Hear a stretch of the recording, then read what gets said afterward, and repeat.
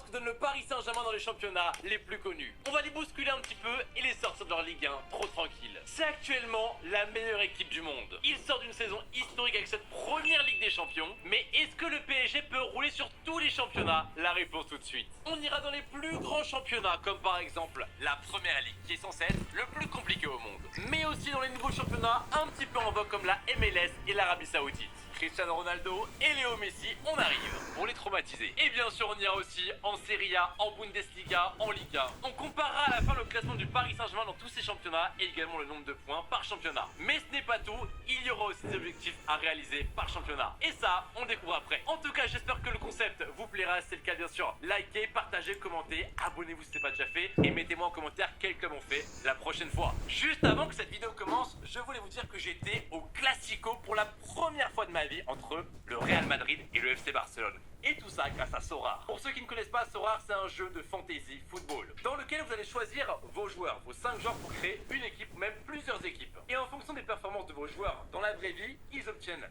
des notes et après, vous serez de mieux en mieux classé, bien sûr, si vous avez une bonne note générale. Et si vous êtes bien classé, vous obtenez des récompenses. Ça peut être de l'essence pour ouvrir des packs, de l'argent directement, des places de match, des maillots également, ça peut être des expériences VIP comme rencontrer Zinedine Zidane. Oui, le Classico en VIP. Comme moi je l'ai fait. Alors n'attendez plus, allez créer votre 5 sur Sorare. Et il y a un bonus de bienvenue pour 150 €. Déposez, vous avez 150 € offerts avec le lien en description. Et uniquement avec ce lien en description. On retourne maintenant sur la vidéo. Bonne vidéo. Pour les 2 premières saisons, on ira dans le championnat les plus faibles normalement. C'est-à-dire l'Arabie Saoudite avec Cristiano Ronaldo et la MLS avec Léo Messi.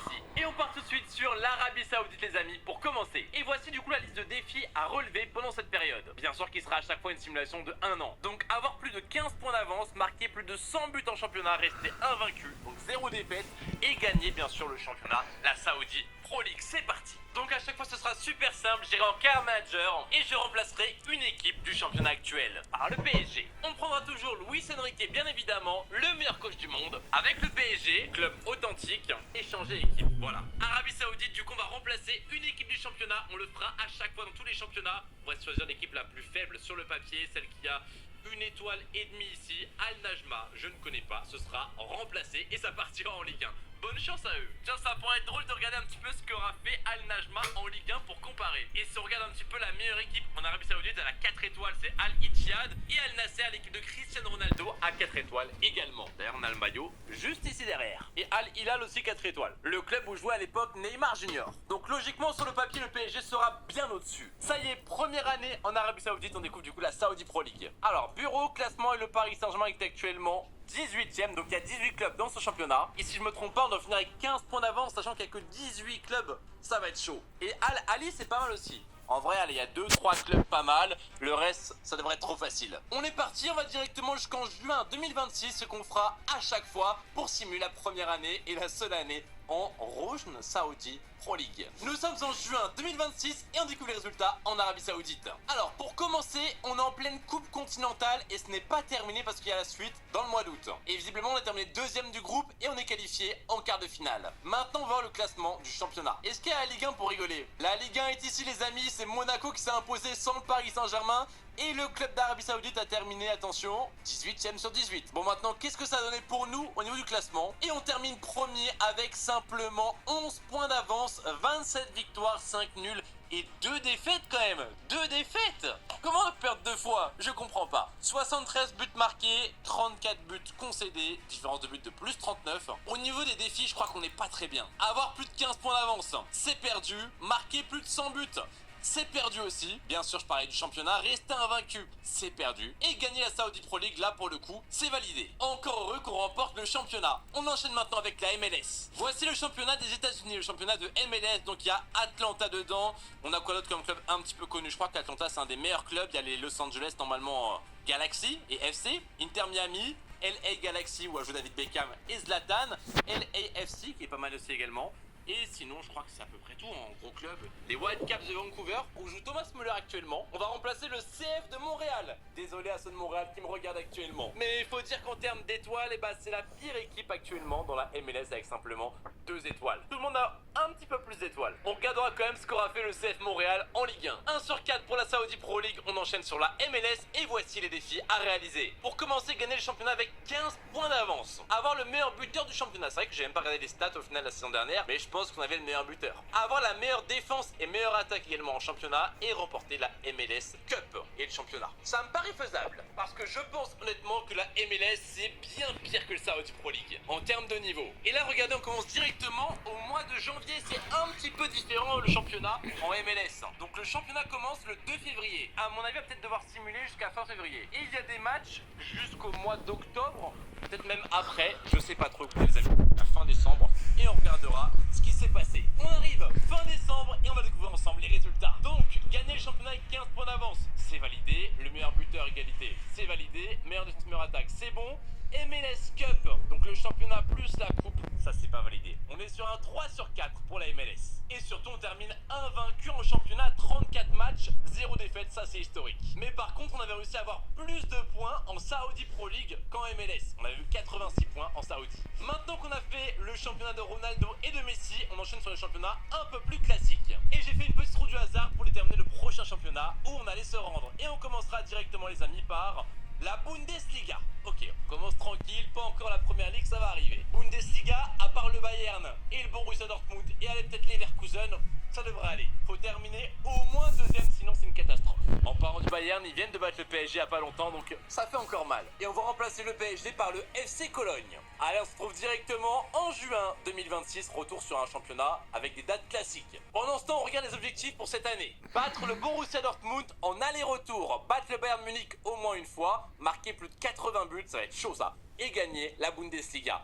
Ouh, je pense qu'on peut le faire. Le 80 buts, je le sens pas, mais je pense qu'on va réussir les 2 premiers 100%. Quoique battre le Borussia aller-retour, c'est pas si facile. Nous sommes en juin 2026, on découvre les résultats en Bundesliga, c'est parti. Alors, le championnat est directement le Paris Saint-Germain s'est imposé avec 9 points d'avance sur le Bayern Munich et 11 points d'avance sur le Borussia Dortmund. Le meilleur buteur du championnat est Antonio Nusa devant Kvaratskhelia. Maintenant, on va vérifier si on a battu le Borussia Dortmund en aller-retour et si on a battu au moins une fois le Bayern Munich. Alors, le Bayern Munich, c'est notre dernier match de championnat et on l'a remporté donc déjà, un défi de validé. Maintenant, il faut regarder le Borussia Dortmund. On les a battus lors du match retour et lors du match aller, il va falloir remonter un petit peu. Bon, le Bayern nous a battus du coup les 2 fois. Et le Borussia Dortmund, match aller, match nul de partout. Dommage. Par contre, le Bayern, on les a battus aller-retour. Donc premier défi non validé, battre le Bayern Munich, ça c'est validé, marquer plus de 80 buts, on était à 69 buts, et gagner la Bundesliga, ça c'est validé, donc 2 sur 4 en Bundesliga. Et pour l'instant c'était un sans faute, hein. Le PSG remporte tous les championnats. Mais est-ce que ça va continuer? On enchaîne tout de suite les amis, après la Bundesliga, on partira sur un nouveau championnat, et ce sera la Serie A, en Italie. En Italie, on remplacera le club de Cremonese. Et là, par contre, c'est un championnat un peu compliqué. Juventus, AC Milan, Inter Milan, AS Roma, Lazio, Napoli, ça va être chaud. Voici les objectifs en Serie A. Donc, avoir le meilleur buteur du championnat, avoir la meilleure défense du championnat, sachant qu'en Italie, ça défend de ouf, le Catenaccio, battre l'Inter, le Milan et la Juve, donc au moins une fois, et gagner la Serie A. On est parti, rendez-vous directement en juin 2026. Ok, fin d'année, juin 2026 les amis, en Serie A, c'est parti pour le résultat. Et le Paris Saint-Germain termine premier du championnat, encore une fois, devant l'Inter Milan, devant l'AC Milan, devant l'Atalanta Bergame qu'on n'avait pas cité, devant la Juve et le Napoli, l'AS Roma. En vrai, il y a 7 grosses équipes quand on y pense. Enfin, 6 avec le PSG 7. Est-ce qu'il y a une surprise? Lazio 11ème, ouais. Le top score de la saison, c'était Lukaku avec 26 buts. Dembélé sera du coup 3ème. Je me souviens même plus d'objectifs, on les regarde ensemble. Avoir le meilleur buteur du championnat, c'est raté. Il nous faut la meilleure défense, battre l'Inter, le Milan et la Juve et gagner la Serie A. Ça déjà,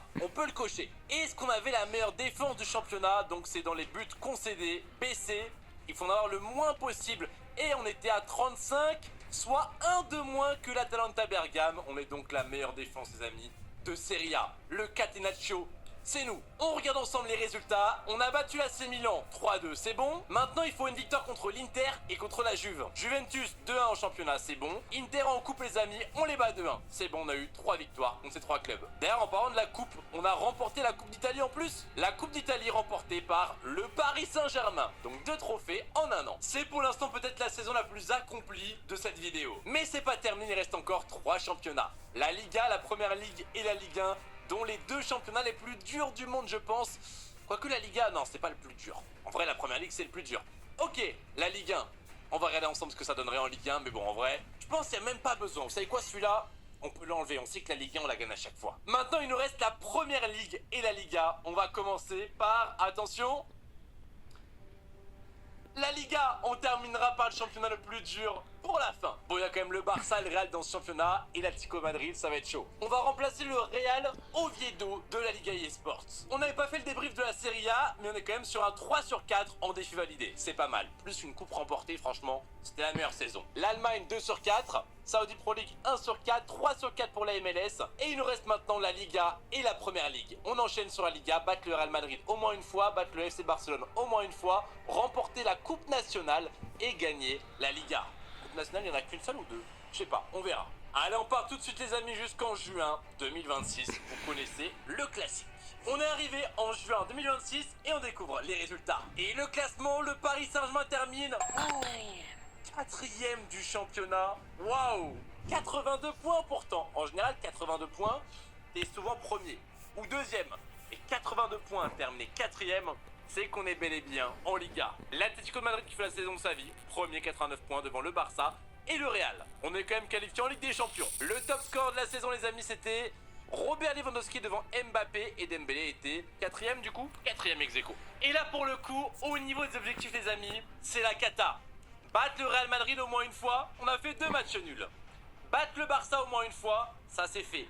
Remporter la Coupe nationale, c'est pas remporté, on l'a perdu en finale. Et gagner la Liga, on en était très loin. On est sur un 1 sur 4 et c'est le championnat dans lequel on aura pris le moins de points par match. Je vous en parle juste après de la moyenne de points par match qu'on aura obtenu dans chaque championnat. On termine maintenant par la Première Ligue, le championnat le plus compliqué au monde. Et on remplacera le club de Bournemouth de la Première Ligue. Et là, ça va être très dur. Arsenal, Aston Villa, mais regardez tous les clubs de foot, Chelsea, Liverpool, Manchester United, Manchester City, Newcastle. On a quoi d'autre? Le PSG, Tottenham, et après, bah voilà, même des petits clubs genre Wolverhampton, West Ham. C'est bien chiant à jouer. C'est parti maintenant, on va regarder ce que donne le Paris Saint-Germain dans le championnat le plus relevé au monde. Pour l'instant, il n'y a qu'un seul championnat où le PSG a échoué, c'était en Liga. Et en Première Ligue cette saison, voici les défis à valider. Donc finir la saison avec 7 défaites maximum, ça va être chaud. Ne pas encaisser plus de 40 buts, ça va être chaud aussi. Battre aller-retour un club du Big Six. Donc ça va être normalement facile, genre Arsenal, Chelsea, United, City. Bref, vous m'avez compris. Et gagner la Première Ligue. Ça va être chaud. J'espère que le PSG terminera au moins dans le top 4 de la Première Ligue. Au moins, au minimum. Premier match, ce sera contre Liverpool en championnat.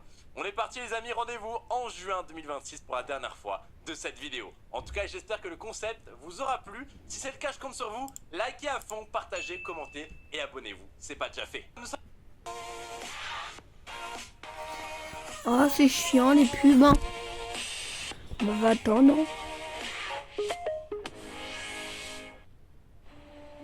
Je sais pas trop comment l'expliquer, mais il y a un truc qui se passe quand tu dis bienvenue. Je le vois dans leurs yeux, ce petit ouf silencieux qui dit « je suis au bon endroit ». Chaque jour, ils arrivent du monde entier. Certains filent, d'autres s'arrêtent. Parce que l'accueil, c'est pas qu'un sourire. C'est un lieu qui te donne envie de rester. C'est être là, pour chacun d'eux. En fait, on contribue à quelque chose de plus grand que nous. Faire en sorte que chacun se sente attendu. Groupe ADP, des horizons à partager. CV, des cadeaux inoubliables à créer sur cv.fr.